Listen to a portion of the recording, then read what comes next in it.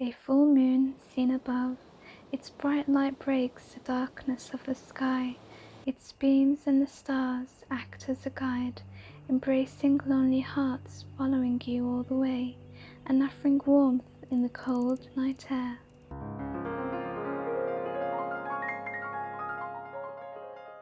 Hi everyone, today I have a really fun but easy and quick Halloween DIY for you all, and I'm going to be doing a Poundland DIY because I know you all love that. So I'm going to be using this here. I did get this quite a long time ago, but they are still in store, and I can see that the backing looks like it's going to be quite difficult to get off because it is nailed in, but you'll see how I hopefully do that on video. And what we're going to do is we're just going to wedge it under where the nails are and try and lift up, and hopefully it can pop out. So this one has actually worked. Let's try here. That's also lifted up. So all you're going to do is make sure that you do that across all of where the nails are. That was actually way easier than I thought. So there you go. You just remove this now. I'm going to go over onto my internet, look for an image of a moon and print it out on card.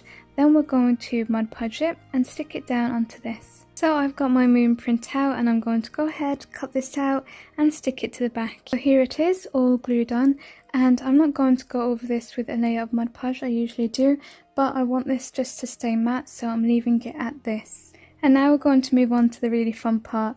What you're going to do is look for a witch silhouette on Google and print that out on some card. And here she is, all cut out, but what I'm going to do is go over her with some Mod Podge just to give her that gloss, because I do want her to stand out from the background, which is matte. You have your witch ready. You're going to take some clear string. I have used this a few times in my crafts. It does come in handy. It's generally used for jewellery.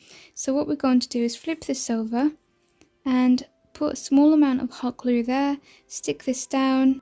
I've added hot glue onto the witch here to stick the string down, and then I did the same for the top of the frame. I also decided to stick the witch at an angle just to make it look more realistic, like she really is flying. And the cool and fun thing about this project is that you can move it around as though the witch is actually flying. And now we're going to stick the backing on.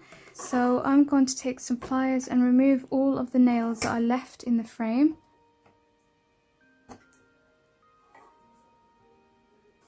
I'm going to use hot glue to stick my backing down. You can use hot glue like I do, or E6000, or even use nails.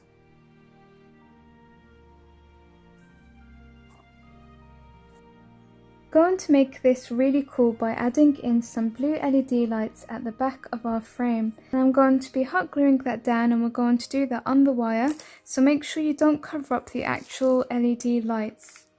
So I've got my wires all stuck down, and I've also stuck the battery pack down because you can still access it, turn it on and off. I just had a fail. I tried to colour the whole frame using ink because I kind of wanted a subtle colour, but because it's plastic it didn't hold, and the only option I had was to use some black electrical tape. But that's worked really well, and I'm happy with that. So we're on to the final step now, and I'm going to take some ribbon and just half that, and we're going to stick it onto the top and the bottom of this frame, and we're going to let it hang down. So you're just going to apply a small amount of hot glue onto the side just to hold it there, and then flip your frame around and do the same on the other side. And now I'm just going to cut off all of the excess. I felt like it's definitely too much to add the lace all around, so I'm just going to put it at the bottom and the top. And here's a finished DIY. It might have taken me several attempts to get this DIY completed to my satisfaction, but I'm pretty happy with it now. And this was so difficult to film because of the reflection in the glass, so I'm so sorry about that. I tried my best, but hopefully you can see it enough. And I really like the hint of the blue light coming from the back. I like that it's just not overpowering, and I just didn't want the fairy lights to show, so that's why I stuck them there. I chose blue so that it kind of looks like midnight, but you can go ahead and use orange, green, purple, any Halloween colours really. Anyhow, I hope that you have enjoyed this video. If you have, do let me know by leaving me a thumbs up and a comment down below. If you haven't joined my channel, what are you waiting for? Please do click that subscribe button. I would love for you to join us. Until the next DIY, take care of yourselves. Bye.